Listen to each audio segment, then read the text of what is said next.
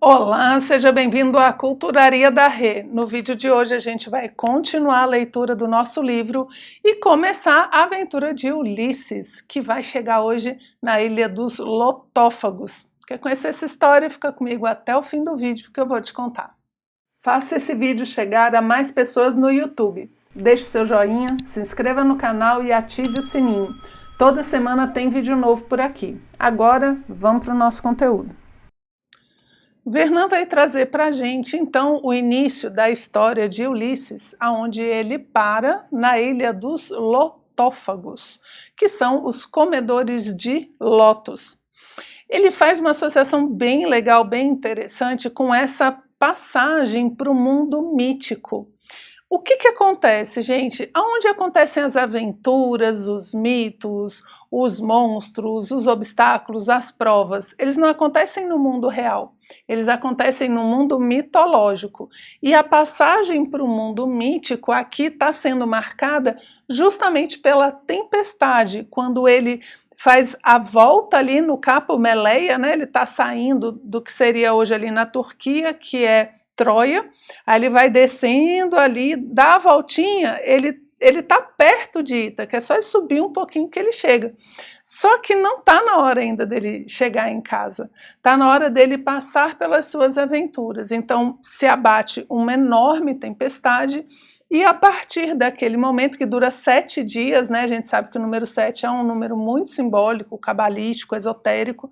Depois de 7 dias, então, ele começa a viver suas aventuras. E Vernant nos alerta que elas são todas relacionadas a esse retorno para casa, a essa volta, ao querer voltar para sua origem, querer voltar para casa ou não. E nesse primeiro momento em que eles descem nessa ilha, esse era o padrão, né? Você desce numa ilha, você manda algumas pessoas para saber se o lugar é amigável, se tem gente, se tem civilização, se são só animais, enfim, e também para se reabastecer. Então é muito normal você ir parando nas ilhas justamente para buscar por água, né? Água potável, alimentação, enfim. E aí sempre que você para, você manda alguns, né, para fazer um reconhecimento do terreno.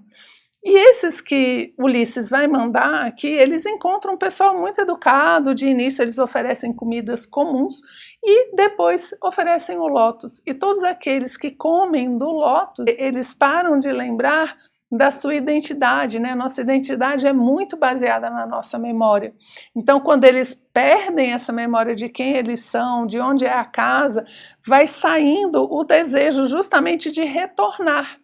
É como se fosse uma evasão, você ficar ali na ilha, né? Ulisses não deixa, coloca eles para dentro do barco, mas ficar na ilha é abrir mão de quem você é, das suas origens, é você viver num eterno estado de fuga, sem lembrar quem você é, sem lembrar da sua identidade, sem lembrar da sua missão, do seu propósito, você esquece simplesmente tudo.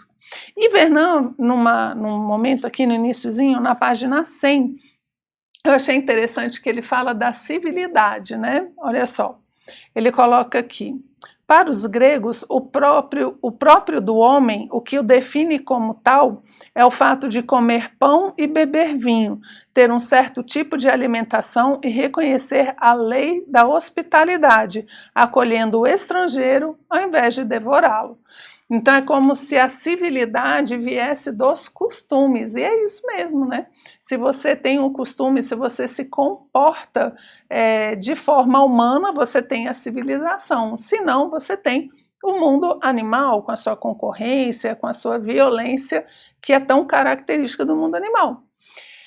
E aqui ele fala, né, a lei da hospitalidade, que a gente já comentou que é muito importante, ele fala, né, porque se você chega no mundo animal, você é recebido talvez como sendo o prato do dia, né?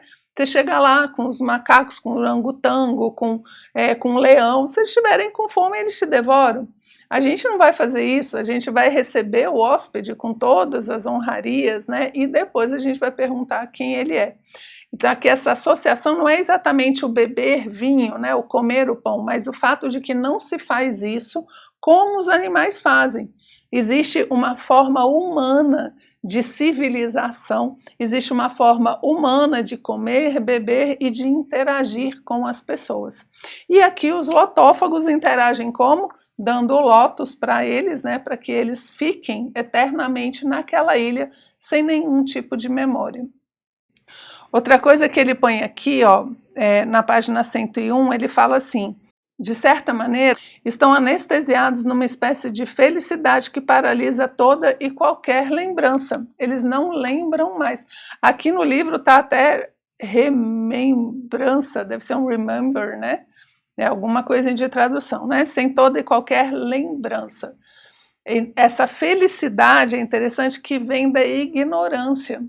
A felicidade real, ela vem de uma integração de todas as experiências que a gente tem, e não simplesmente de você largar algumas e ficar com outras. Então é uma felicidade vinda da ignorância, não é uma felicidade humana de fato, porque ela não está considerando as experiências. Então ele passa mais por uma questão de um mundo ilusório, uma espécie de uma sedação,